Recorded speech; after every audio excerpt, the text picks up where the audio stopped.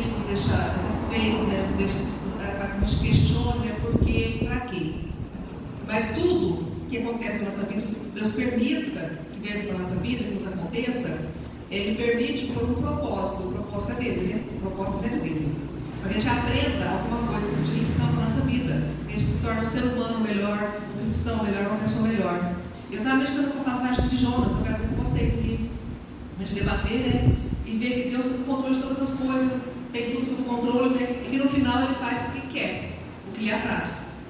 Porque Ele é Deus e Ele é soberano. Aí Ele fala aqui, ó, livro de Jonas 4, vamos começar no 4, 1. Ele fala do tema, o descontentamento de Jonas e a resposta do Senhor. A gente sabe a história de Jonas, tem que parar na barriga do peixe, depois ele desobedeceu a Deus, quis fugir da presença dele, e em desobediência, Deus tinha ordenado ele vá até Nínive e pregar para aquele povo, porque o alerta deles para destruir eles, pelo pecado deles que se levantou, né? Estava elogiando aqueles narinas para destruir esse povo. Então, para você alertar, quer dizer, Deus sempre nos dá oportunidades. Ele não quer, a gente vai ver aqui que Ele não quer o mal de ninguém, Ele não quer destruir ninguém, Ele quer que nada se perca. Porque no final de tudo que Ele quer salvar todas as pessoas, né? As pessoas que não se enquadram, que não aceitam, que não recebem. Mas vamos ver essa passagem aqui, tirar a lição daqui para a nossa vida, né? Para a gente aplicar na nossa vida. Ele fala aqui, ó. Mas desgostou-se extremamente disso e ficou todo ressentido. Ele ficou todo ressentido porque Deus tinha mandado ele lá, pregar para aquele povo, ele não queria ir, porque ele tentou fugir da presença de Deus, né? E ocorreu tudo aquilo porque ele estava em desobediência. E Deus, ele foi, e pregou, ele ficou lá esperando que Deus cumprisse a palavra dele, ele destruir a cidade, mas Deus não destruiu. Aí ele ficou ressentido. Quantas vezes na nossa vida ele está esperando alguma coisa de Deus, está esperando que ele faça alguma coisa que a gente pediu, que a gente quer, porque a palavra prometeu, né? Ele ia fazer isso e não acontece. E a gente fica sentido, fica ressentido, até mesmo com Deus, né? Com a situação.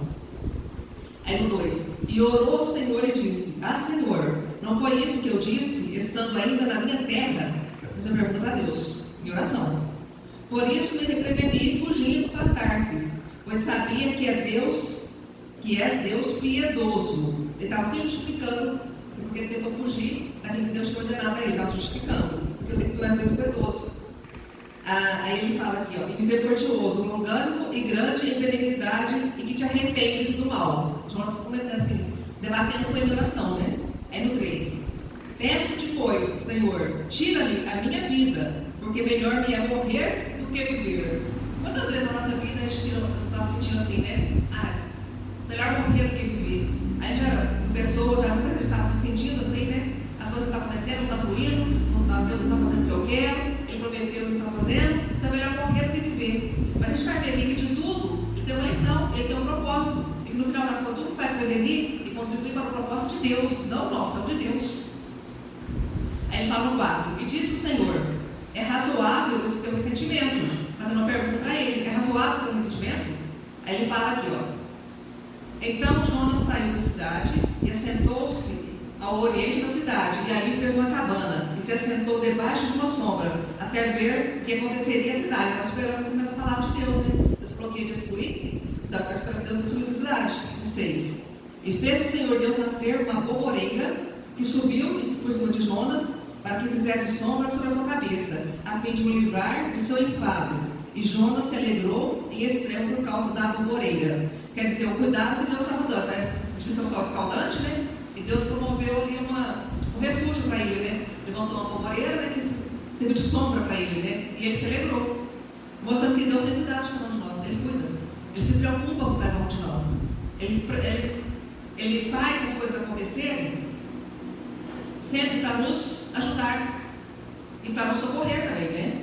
Aí no 7, mas enviou, que Deus fez mostrando para Jonas, dando uma lição a ele. E muitas vezes na nossa vida Ele nos corrige e nos dá uma lição também, né? Então puder a gente voltar para a palavra, voltar para a natureza de Deus e aprender com isso, para a gente crescer.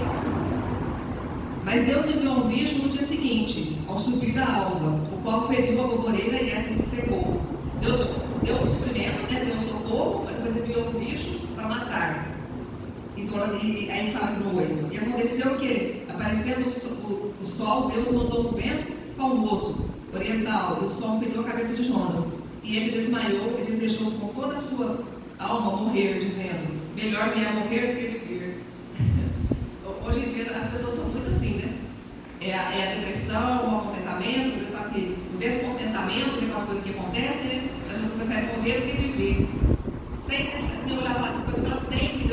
provido na vida dela e ser gratos para o que Deus tem dado a ela.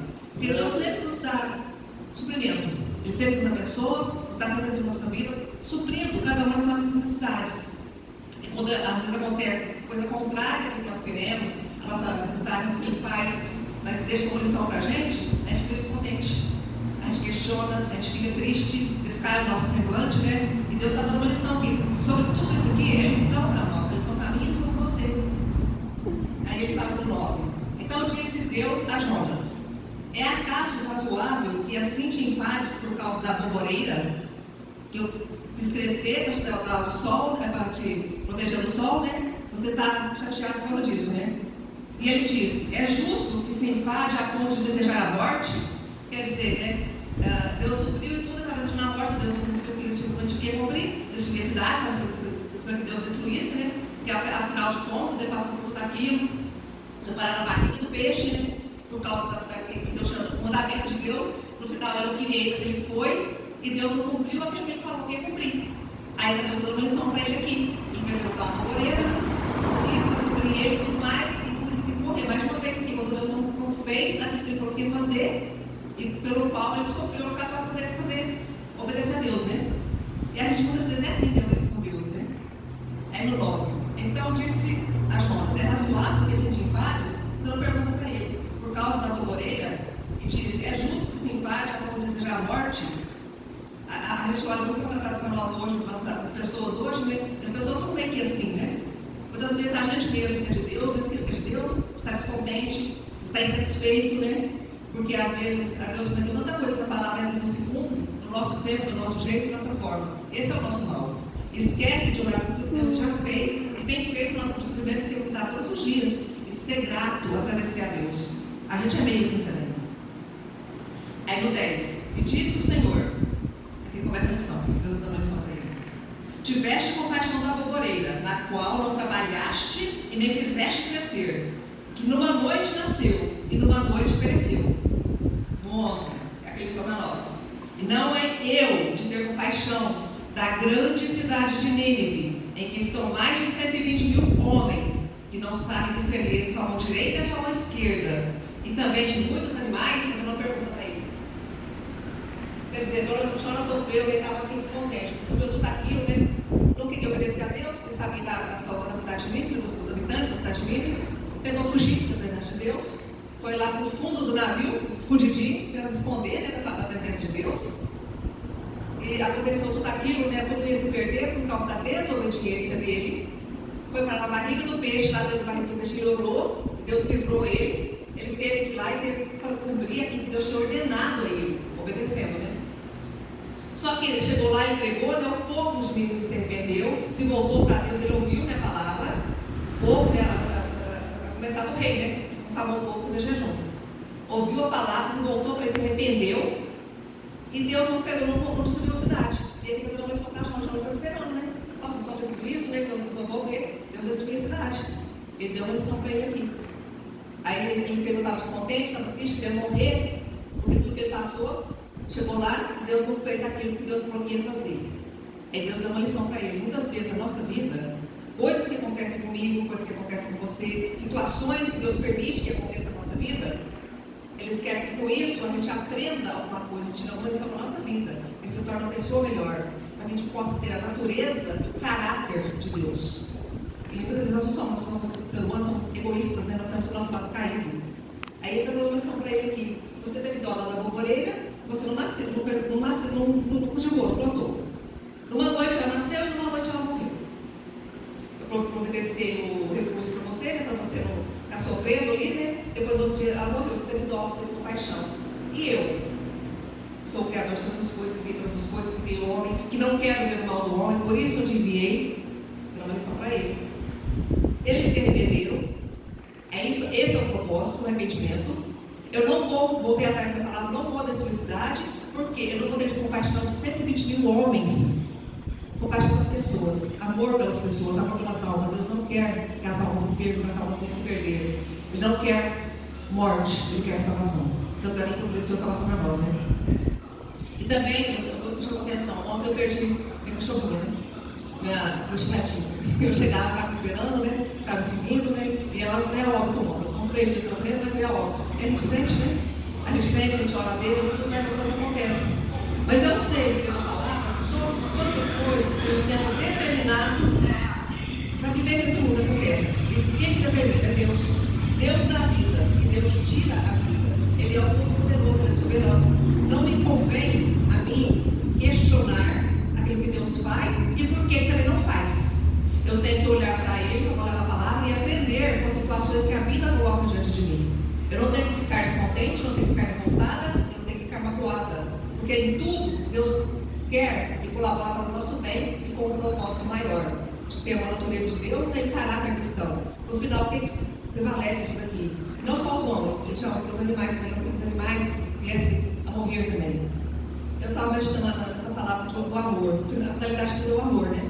Foi por amor que Ele deu o seu Filho, foi por amor que Jesus morreu por nós, foi por amor que Ele se entregou e deu a sua vida por nós. E hoje nós somos cristãos, estamos aqui, em obediência à palavra dele, nós temos que praticar o amor. Eu estava pensando, né? Tem pessoas que não gostam de animais, se maltratam animais, né? Se as pessoas não amam nem os animais, que é a criação de Deus, criatura de Deus, Deus não gosta, Ele quer, se preocupa com os animais. E as pessoas? Se não amam o animal, não amam a pessoa, não amam o ser humano, quer ter a imagem e semelhança de Deus, não amam o seu próximo. Qual o fundamento, o principal fundamento? Amar a Deus acima de todas essas coisas, obedecer. E amar o nosso próximo como a nós mesmos. Eu não vou fazer o meu próximo, eu não gostaria que fizesse a mim. Eu vou procurar fazer o meu próximo, gostaria que fizesse a mim. Esse é o principal, é o fundamento da palavra de Deus. Deus tem compaixão, Ele tem amor, Ele não quer ver o mal de ninguém, não quer a destruição de ninguém. Essa é a palavra de nossa meditação hoje aqui, né? Do caráter de Deus. É o caráter que eu tenho que procurar praticar e você tem que procurar praticar. Afinal, é o amor. Ele não quer que as coisas se destruam. A gente muitas vezes vê a maldade do homem, né? Mas Deus quer salvar aquela pessoa, e ela está te fazendo mal, às vezes está te prejudicando, às vezes está te ofendendo, e às vezes no seu íntimo você não fala, mas você está desejando que ela não vai ter mal para aquela pessoa. Não deseja de mal, não dê certo as coisas para aquela pessoa. Nós somos errados, quando pensamos isso. Mesmo cristãos, segundo de Deus, muitas vezes a gente deseja isso, porque a pessoa nos oferece de tal forma, ele se sente tão humilhado, tão rebaixado, né? E a gente, mesmo quando eles estão falando, a gente quer que as coisas não dê certo para a pessoa. Nós estamos errados quando fazemos isso. Porque o caráter de Deus, a finalidade é o amor.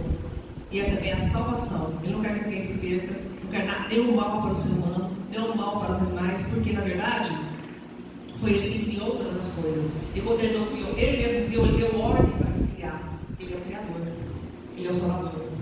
E mais de uma ocasião eu já tive essa questão de vida, né? Que as coisas que acontecem na nossa vida, de morte, né? Que a gente é impotente, a gente não pode fazer nada. Então a gente volta para Deus, mas Deus não faz. E a gente às vezes fica descontente com Deus, né? Mas nós não devemos fazer isso, temos que ser gratos para quem Deus nos deu, nos permitiu ter, porque afinal nós não somos daqui.